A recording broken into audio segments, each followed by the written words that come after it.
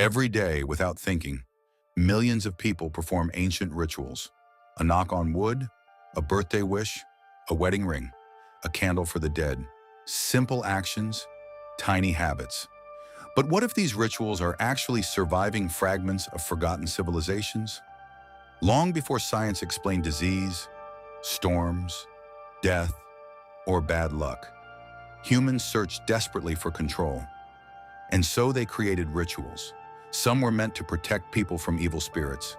Others were designed to speak to gods, summon fortune, heal sickness, or guide souls into the afterlife. For thousands of years, these rituals spread across empires, religions, and continents. Kingdoms collapsed, languages vanished, entire gods disappeared from memory. Yet somehow, the rituals survived. And the strangest part? Most people still practicing them today have absolutely no idea where they came from. Tonight, we uncover the disturbing, fascinating, and deeply human truth behind ancient rituals people still practice. Imagine living in a world where every forest felt alive. To ancient pagan civilizations, especially the Celts and Germanic tribes, trees were not just plants. They were sacred beings. Many believe powerful spirits lived inside oak, ash, and yew trees. Some tribes even believed gods communicated through forests. The ancient Druids performed ceremonies in sacred groves because they believed trees connected the human world to the spiritual one. So when someone received good fortune, they touched wood. Not casually, not symbolically. They believed the act literally awakened protective spirits inside the tree. Others believed touching wood prevented jealous demons from hearing their success and ruining it. Because in the ancient world, speaking good fortune out loud was dangerous. To brag about health, wealth, or happiness could attract supernatural punishment. This fear existed across many cultures. In medieval Europe, people believed evil forces constantly listened for signs of pride or arrogance. So if someone said, "I'll survive the winter," "My child is healthy," "I'll return safely from war," they immediately knocked on wood to avoid tempting fate. Even today, athletes, gamblers, students, and travelers still do it instinctively. Modern psychology actually explains why rituals like this survive. Studies show repetitive rituals can reduce anxiety and create the illusion of control during uncertain situations. So even people who don't believe in spirits still knock on wood because deep down, uncertainty terrifies the human brain. Ancient superstition became psychological comfort, and thousands of years later, the ritual lives on. A dark room, a glowing cake, a silent wish. It feels innocent. But the modern birthday ritual may have begun as an act of worship. Over 2,000 years ago, ancient Greeks honored Artemis, goddess of the moon, hunting, and wilderness, by baking round honey cakes shaped like the full moon.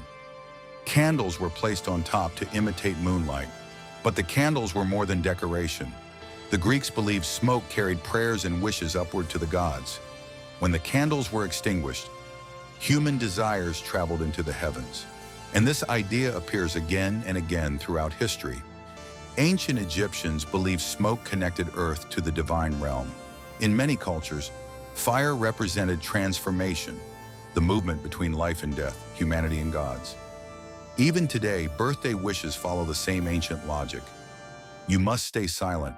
You must focus your intention, and you must blow out every candle in one breath for the wish to come true. That's not just tradition, that's ritual structure.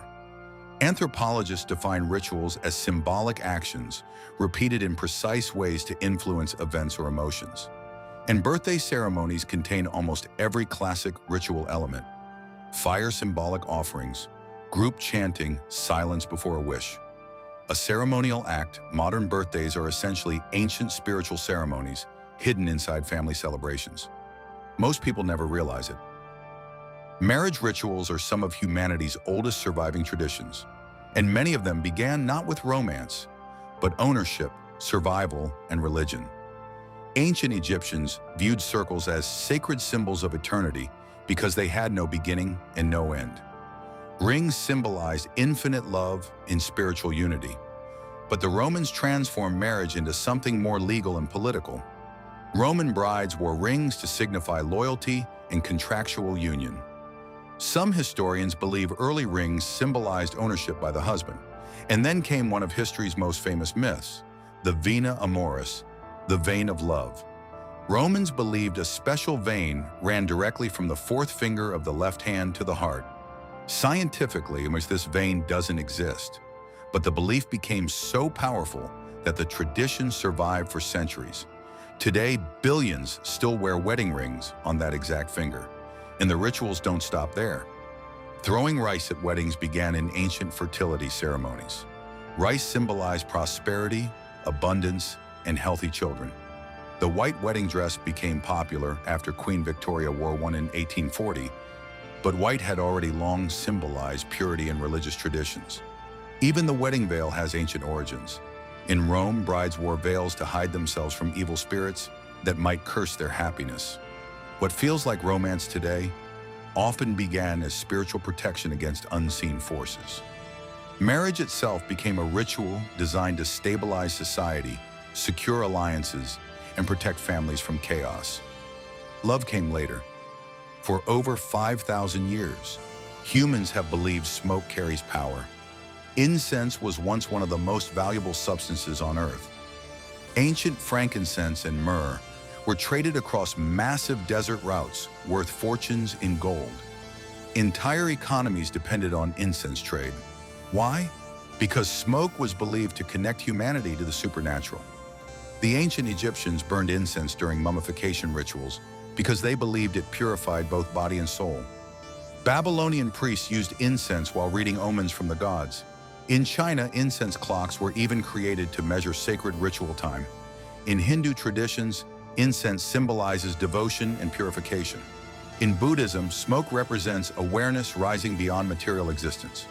In Catholic churches, incense still fills cathedrals during ceremonies, symbolizing prayers ascending to heaven. Different religions, different civilizations, same core idea: smoke travels where humans cannot. Scientists now know certain incense ingredients can affect mood and mental states through scent and memory, but ancient people interpreted those emotional effects as spiritual presence. And honestly, standing in a dark temple filled with chanting and rising smoke, it's easy to understand why.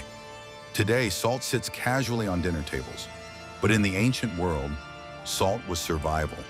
Before refrigeration existed, salt preserved meat and prevented starvation. Some Roman soldiers were partially paid in salt. In fact, the word salary comes from the Latin word salarium. Because salt was precious, spilling it became associated with disaster and bad luck. But the superstition grew darker during the Middle Ages. Europeans believed the devil stood behind a person's left shoulder, waiting for weakness. The left side became associated with evil, misfortune, and corruption. So if salt spilled accidentally, people threw a pinch over the left shoulder to blind or repel evil spirits. One famous detail made the superstition even stronger. In Leonardo da Vinci's painting The Last Supper, Judas Iscariot, the disciple who betrayed Jesus, appears to have spilled salt near his elbow. To many viewers, this symbolized betrayal and doom. And somehow, centuries later, people still repeat the ritual automatically, even when they laugh about it, because ancient superstitions often survive not through belief, but repetition. Parents teach children, children repeat habits, and eventually rituals become invisible parts of culture. Death has always terrified humanity, and across nearly every civilization, humans answered darkness with light. The ancient Romans lit candles during funeral ceremonies to guide spirits into the afterlife. In Jewish tradition, memorial candles symbolize the soul's eternal presence. In Christianity, candles represent hope, resurrection, and divine light overcoming death. In Mexico's Dia de los Muertos celebrations, candles help guide ancestral spirits back to their families. Even ancient Viking funerals used flames to send warriors into the next world. Different cultures developed different beliefs, but again and again, fire became a bridge between worlds. A single flame represented memory, spirit, and continuity. Modern grief rituals still rely heavily on candlelight because fire creates emotional focus. Psychologists say ritual actions during grief help humans process loss and regain emotional stability. In other words, rituals help people survive emotionally when logic alone cannot. And maybe that's why candle rituals never disappeared. Not because people literally believe flames guide souls, but because humans desperately need symbols when facing death. Ancient rituals still shape modern behavior in ways most people never notice. Many buildings skip the 13th floor entirely because fear of the number 13, called triskaidekaphobia, remains surprisingly common. Athletes perform elaborate pre-game rituals for luck. Gamblers use lucky objects despite understanding probability. Some people refuse to walk under ladders, a superstition linked to ancient Egyptian beliefs about sacred triangle shapes. Even black cats became symbols of bad luck during medieval Europe because they were associated with witchcraft. These rituals persist because the human brain is wired to search for patterns. When uncertainty increases, ritual behavior increases too. That's why rituals become especially powerful during war, illness, competition, or grief. In moments where humans feel powerless, rituals create emotional certainty. Even fake certainty can feel comforting. And perhaps that's the hidden reason ancient rituals survive in the modern world. Not because humans are irrational, but because uncertainty is unbearable. Civilizations vanished, temples crumbled, empires turned into dust, but the rituals endured. Why? Because rituals are more than superstition. They are emotional technology. They help humans manage fear, uncertainty, grief, hope, and chaos. Science explains the universe, but rituals help people emotionally survive inside it. That's why humans still whisper wishes, light candles, carry lucky charms, and repeat ancient traditions long after forgetting their origins. Every ritual is a message sent across time, a silent connection between modern people and ancient ancestors who feared storms, disease, darkness, and death just as we do today. And maybe that's the strangest truth of all. Despite all our technology, all our progress, all our knowledge, humans are still searching for the exact same thing they searched for thousands of years ago: comfort, protection, meaning. So the next time you knock on wood, make a wish, or light a candle in silence. Remember, you may be performing a ritual older than entire civilizations, a forgotten conversation between the ancient world and the modern one. Thanks for watching. If this video made you pause, question, or see things differently, then it did its job. Feel free to explore more ideas here, and as always, keep thinking.